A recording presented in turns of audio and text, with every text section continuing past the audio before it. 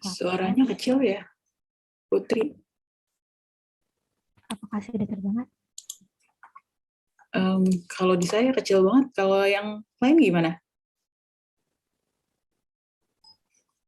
Kecil juga, Ibu. Iya. Halo, apakah sudah terdengar? Lumayan. Oke. Ya.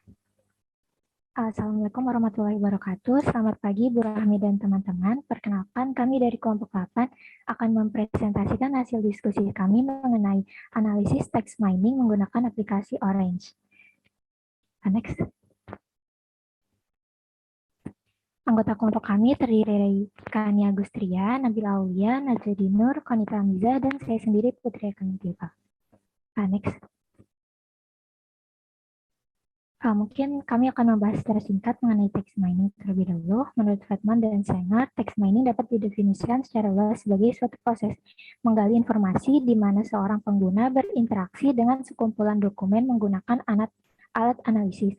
Alat analisis ini merupakan komponen dalam data mining dari sumber teks berupa email, chat, SMS, surat kabar, artikel jurnal, rekod organisasi, dan sebagainya. Intinya, kunci dari proses ini adalah menggabungkan informasi yang berhasil diekstraksi dari berbagai sumber. Selanjutnya ada text mining, teknik text mining. Yang pertama ada information extraction. Adalah teknik untuk mengekstrak secara otomatis sepotong informasi yang terstruktur dari data tidak terstruktur atau semi terstruktur dalam bentuk teks menggunakan natural language processing atau NLP yang digunakan untuk mengekstraksi entitas dari teks seperti nama orang, organisasi, lokasi, dan hubungan antara entitas, atribut, dan peristiwanya. Yang kedua ada information retrieval yang mengacu pada pencarian dan pengumpulan informasi yang relevan dari berbagai sumber. Biasanya didokumentasikan dalam format yang tidak terstruktur. Yang ketiga, text categorization. Teknik ini melibatkan penetapan kategori yang telah ditentukan sebelumnya ke free text dokumen. Yang keempat, ada dokumen clustering. Teknik ini digunakan untuk menemukan kelompok dokumen dengan konten yang serupa, dengan menggunakan deskriptor dan ekstraksi deskriptor yang pada dasarnya adalah kumpulan kata yang menggambarkan konten dalam cluster. Teknik ini merupakan proses mengklasifikasikan objek ke dalam kelompok yang disebut cluster yang terdiri dari beberapa dokumen. Yang kelima, ada text visualization. Visualisasi teks adalah teknik yang mewakili informasi tekstual besar ke dalam tata letak peta visual yang menyediakan kemampuan penelusuran yang ditingkatkan bersama dengan pencarian sederhana. Dalam text mining, teknik visualisasi ini dapat meningkatkan dan menyederhanakan penemuan informasi yang relevan. Selanjutnya, yang selanjutnya ada proses text mining. Yang pertama ada selection. Seleksi ini mencakup penseleksian data, set, dan sampel. Fokusnya ada pada tipe discovery yang ingin dilakukan. Aktivitas dalam proses ini termasuk information retrieval, categorization, dan clustering. Yang kedua ada pre-processing yang memfokuskan pada pembersihan data termasuk menghilangkan atau mengadaptasi noise di data dan mengatasi informasi yang hilang atau tidak lengkap. Aktivitas pada proses ini yaitu part of speech tagging dan disambiguation. Yang ketiga ada transformation. Transformation bertujuan untuk menemukan fitur-fitur yang tersimpan di dalam data yang penting berdasarkan kebutuhan yang diperlukan. Proses ini juga bertujuan untuk mengurangi jumlah variabel dan data yang tidak terlalu diperlukan. Aktivitas pada proses ini termasuk disambiguation dan term clustering. Yang keempat ada data mining. Data mining bertujuan untuk menghasilkan pola yang berguna dari koleksi teks. Aktivitas pada proses ini yaitu pemilihan teknik, model, dan parameter text mining. Yang kelima ada interpretation and evaluation. Aktivitas pada proses ini yaitu text summarization. Tujuan text summarization adalah untuk mengidentifikasi key content dari berbagai sumber data yang dapat merepresentasikan keseluruhan teks secara akurat. Selanjutnya akan dilanjutkan oleh rekan saya. Selanjutnya kita membahas mengenai API. API atau Application Programming Interface merupakan sebuah antarmuka yang digunakan agar sebuah aplikasi bisa berkomunikasi dengan aplikasi lainnya dan saling bertukar data. Layanan API yang disediakan Twitter sendiri menyajikan data dari layanan-layanan yang tersedia di dalam aplikasi Twitter seperti tweets, user, direct message, list, trends, media, places, dan spaces. Untuk mendapatkan akses ke Twitter API yang bisa disambungkan ke aplikasi Orange harus mempunyai akses elevated dari Twitter API-nya sendiri. Berikut langkah-langkahnya untuk mendapatkan Twitter API. Pertama, masuk ke dalam website developer Twitter, kemudian login. Selanjutnya, bisa masuk ke developer portal, kemudian langsung apply for Elevated untuk ke aplikasi Orange-nya sendiri. Kemudian nanti akan ditanyakan basic user information dan mengenai tujuan penggunaan Twitter API, dan kemudian tidak lama akan langsung mendapatkan API secret dan key-nya dari Twitter.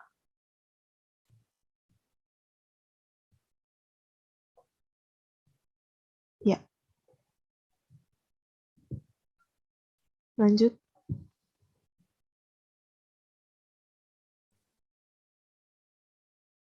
Ya, kemudian kita masuk ke pembahasan subtema yang kami pilih, yaitu yang pertama ada machine learning. Machine learning ini adalah cabang dari kecerdasan buatan yang merupakan disiplin ilmu yang mencakup perancangan dan pengembangan algoritma yang memungkinkan komputer untuk mengembangkan perilaku yang didasarkan kepada data empiris seperti dari sensor data pada basis data. Menurut Mohri et al., machine learning dapat didefinisikan sebagai metode komputasi berdasarkan pengalaman untuk meningkatkan performa atau membuat prediksi yang akurat. Definisi pengalaman di sini ialah informasi sebelumnya yang telah tersedia dan bisa dijadikan data pembelajar. Selanjutnya, subtema yang kedua yaitu cyber security. Cyber security merupakan perlindungan sistem komputer dan jaringan dari pengungkapan informasi, pencurian atau kerusakan pada perangkat keras, perangkat lunak atau data elektronik, serta dari gangguan atau penyesatan layanan. Cyber security penting karena smartphone, komputer, dan internet sekarang menjadi bagian mendasar dari kehidupan modern. Cyber security juga mencegah akses tidak sah ke sejumlah besar informasi pribadi yang tersimpan di perangkat secara online. Selanjutnya akan dilanjutkan oleh rekan. Selanjutnya yaitu alasan pemilihan topik. Di sini kamu memilih dua topik, yaitu machine learning dan cyber security.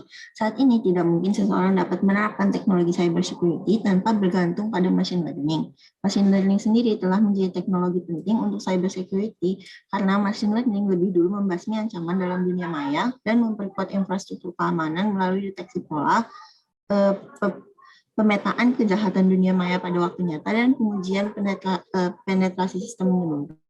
Kami memilih kedua topik tersebut karena isu cyber security merupakan hal yang selalu dibicarakan oleh masyarakat dan pembahasan machine learning selalu dihubungkan dengannya dengan sistem machine learning terutama muncul dalam pembahasan data science. Dan selanjutnya akan dijelaskan oleh rekan saya. Baik, jadi di sini kita akan masuk ke tahapan penggunaan Orange dan kami memilih subtema cyber security dan machine learning. Selanjutnya. Nah, di sini terlihat sebaran widget yang kami gunakan dan terangkum dalam kanvas yang terlihat di layar. Selanjutnya, seperti yang sudah dijelaskan oleh kelompok sebelumnya, untuk menggunakan Orange itu tentunya mendownload dulu, kemudian bisa dibuka aplikasinya, dan pilih option di pojok kiri atas. Selanjutnya akan dijelaskan oleh teman saya. Setelah itu kita akan memasukkan teks untuk mendapatkan add-ons dari text mining tersebut. Selanjutnya, setelah mendapatkan, kita bisa menggunakan widget Twitter untuk mengumpulkan data dari Twitter selama 2 minggu ke belakang menggunakan API dari Twitter yang sudah kita dapatkan tadi. API Twitter itu kita isi key dan secretnya, kemudian kita akan memasukkan query word list. Dari query word list kelompok kami itu ada machine learning dan cyber security. Kami menggunakan pencarian berdasarkan dari konten dengan bahasa Inggris dan maksimal tweets-nya itu ada 700. Selanjutnya, selanjutnya itu dari widget Twitter ini kita sambungkan kepada pre-process text. Nah, pre-process text ini akan mengolah kumpulan tweet tadi, kemudian ditransformasi akan mengubah data tersebut menjadi huruf kecil, menghapus aksen, dan menghapus URL. Kemudian pada tokenization itu akan memecah teks menjadi komponen yang lebih kecil, dan filtering akan menghapus atau menyimpan pilihan kata meliputi stop words atau kata-kata konjungsi seperti on, or, in. Nah, untuk di filtering itu ada RGXP, di mana itu akan menghilangkan kata-kata yang cocok dengan ekspresi reguler yang tertera pada kolom tersebut. Selanjutnya dari pre-process text ini bisa kita sambungkan ke sentiment analysis. Nah, kelompok kami ini menggunakan sentiment analysis berbasis feather. Selanjutnya, Nah, dari sentimen analisis berbasis weather ini bisa kita sambungkan ke data table untuk melihat skor yang ada. Nah, skornya ini ada skor positif, negatif, neutral, dan compound. Selanjutnya, nah bisa kita lihat dalam data table. Jadi data table ini akan menampilkan data itu berdasarkan spreadsheet. Di sini kita bisa lihat ada nilai positif, negatif, neutral, dan compound, di mana nilai yang kurang dari 0 itu adalah negatif, dan yang lebih dari 0 itu adalah positif, dan neutral itu sama dengan 0. Nah, untuk nilai compound ini adalah gabungan dari nilai atau nilai hasil akhir. Selanjutnya, nah, dari data table ini bisa kita sajikan ke heat map. Selanjutnya, nah di sini kita mengkategorisasikan data itu berdasarkan klasternya. Jadi bisa dilihat bahwa yang di slide di sebelah kiri itu adalah tweet yang memiliki nilai negatif, dan yang di sebelah kanan itu adalah tweet yang memiliki nilai positif. Nah, untuk warna sendiri ini kita bisa mengubah sesuai dengan warna yang kita pilih ada di bagian color di atas. Nah, untuk tweet yang negatif itu berwarna biru hingga kehijauan, dan yang bernilai positif itu hijau muda hingga warna kuning. Selanjutnya, nah dari heatmap ini kita bisa menampilkan data tersebut melalui corpus viewer. Selanjutnya, nah untuk corpus viewer ini kita akan menampilkan data dari tweet tersebut. Nah, untuk yang bernilai negatif ini contohnya itu ada kata-kata yang memiliki konotasi negatif seperti malware, ataupun contohnya itu ada seperti malware. Nah, untuk yang positif itu sendiri itu memiliki konotasi positif, contohnya itu high confidence dan high value assets. Selanjutnya, kemudian dari kita bisa mengolah data lagi menjadi word cloud. Selanjutnya, nah dalam word cloud ini akan menampilkan kata-kata yang sering disebut dalam machine learning dan cyber security. Nah, kata-kata tersebut ada machine learning, cyber security, cyber, machine, security, dan learning. Dan tentunya ada kata-kata lainnya. Nah, kalau kita lihat dari hasil word cloud ini memang tidak ada hubungan langsung kepada perpustakaan, namun ALA itu menyebutkan bahwa machine learning ini dapat membantu perpustakaan untuk menghasilkan metadata bagi koleksi digital dan memungkinkan pembuatan katalog dengan cepat serta mendalam. Kemudian untuk cyber security itu memberikan perlindungan terhadap data pengguna perpustakaan dari pencurian hingga peretasan. Selanjutnya akan dijelaskan oleh rekan saya. Baik, di sini kita akan masuk ke widget ketiga yang kami gunakan. Kita menggunakan tweet profiler. Jadi sebelumnya alasan kami menggunakan widget ini karena tertarik untuk menganalisis data dari tweet di Twitter melalui emosi pengguna. Tapi di sini kami memilih klasifikasi emosi yang berbeda dari kelompok-kelompok sebelumnya. Jadi widget ini itu mengambil data dari sentimen server, jadi widgetnya akan mengirim informasi ke server, dan tempat modelnya akan menghitung probabilitas maupun skor emosi. Nah, di sini terlihat ada beberapa jenis atau klasifikasi emosi, dan kami memilih jenis Plutix dalam multi-class. Untuk atributnya kami pilih konten, dan masih menggunakan 700 tweets. Nah, selanjutnya kami juga akan menghubungkan tweet profiler ke data table. Di next. Ya, kemudian di next lagi. Nah, di sini bisa dilihat hasil dari data table-nya. Jadi terlihat rincian hasil di paling kanan itu terlihat emosi dari masing-masing penulis atau akun Twitter-nya. Selanjutnya, kita bisa sambungkan data table ke distribution. Selanjutnya, nah, jadi di sini ada hasil data menurut klasifikasi Plutix multi-class tadi pada topik machine learning dan cyber security. Jadi hasilnya ini kami lakukan pada tanggal 4 April, jadi mungkin jika dilakukan sekarang bisa berbeda hasilnya. Jadi Robert Plutix ini mendefinisikan diagram itu seperti roda dengan 8 emosi dasar yang kontras berpasangan, seperti joy and sadness, trust and disgust, fear and anger, dan surprise and anticipation. Tapi masing-masing emosi ini juga dapat dianggap sebagai kategori yang terpisah. Dan pada kasus ini, emosi tertinggi itu dimulai dari joy, kemudian trust, sadness, surprise, fear, disgust, anticipation, dan terakhir itu anger. Selanjutnya, nah di sini kami masuk ke widget terakhir, yaitu widget keempat. Kami memilih document map. Nah, jadi alasan kami memilih widget ini karena ingin tahu persebaran kata kunci yang digunakan berdasarkan negaranya. Yang kami gunakan kan tadi machine learning dan cyber security. Jadi dokumen map ini juga menunjukkan geolokasi dari data tekstual di mana menemukan nama geografis seperti negara ataupun di ibu kota dan menampilkan distribusi nama-namanya di peta. Nah, di sini kita juga bisa lihat hasilnya. Tadi juga sebelumnya sudah disambungkan juga dari preprocess text ke document map.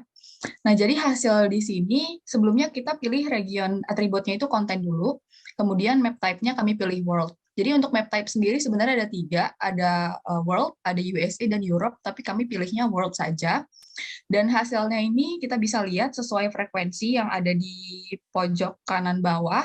Yang tertinggi itu ada di Cina, kemudian disusul oleh Ukraina, dan yang terakhir itu ada United States, Nigeria, India, dan Australia yang hasilnya sama-sama di 1.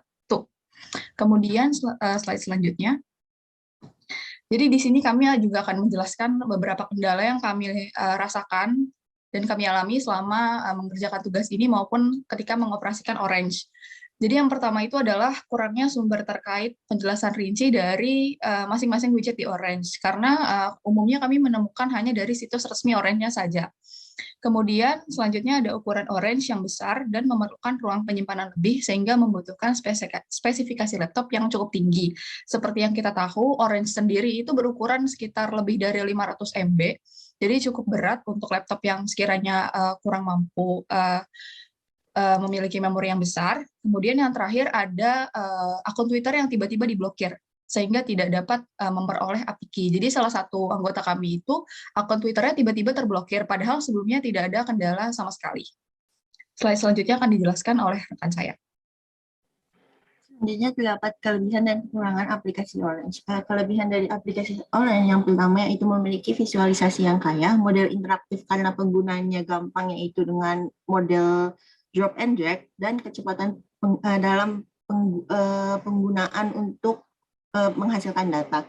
Dan yang kedua yaitu Orange memiliki model built-in untuk berbagai bidang yang membuatnya mudah untuk bekerja dengan berbagai jenis data.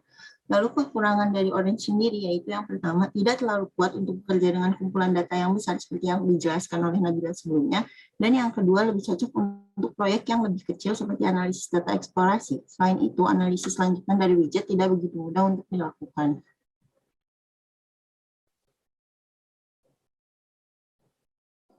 Selanjutnya, untuk kesimpulan, text mining adalah suatu proses penemuan informasi baru dengan cara mengekstraksi data dari berbagai sumber menggunakan sebuah alat analisis. Kemudian, untuk machine learning merupakan suatu bagian penting dari cyber security, dan untuk aplikasi Orange mempunyai kelebihan dan kekurangannya masing-masing, tetapi secara keseluruhan Orange tergolong sebagai aplikasi yang mudah untuk dioperasikan bagi pemula. Hasil analisis text mining yang telah kami lakukan menyatakan bahwa machine learning dan cyber security merupakan topik yang banyak dibahas di region Cina, dan sebagian besar tweet yang telah kami analisis mengandung konteks yang positif. Selanjutnya, berikut merupakan daftar pustaka yang kami gunakan, dan berikut telah selesai presentasi dari kelompok 8. Terima kasih atas perhatiannya. Wassalamualaikum warahmatullahi wabarakatuh. Waalaikumsalam warahmatullahi wabarakatuh. Terima kasih juga kelompok 8 atas presentasinya, Kania, Putri, Nabila Aulia, Najla Dinur, dan juga Konita. Oke, apakah ada pertanyaan?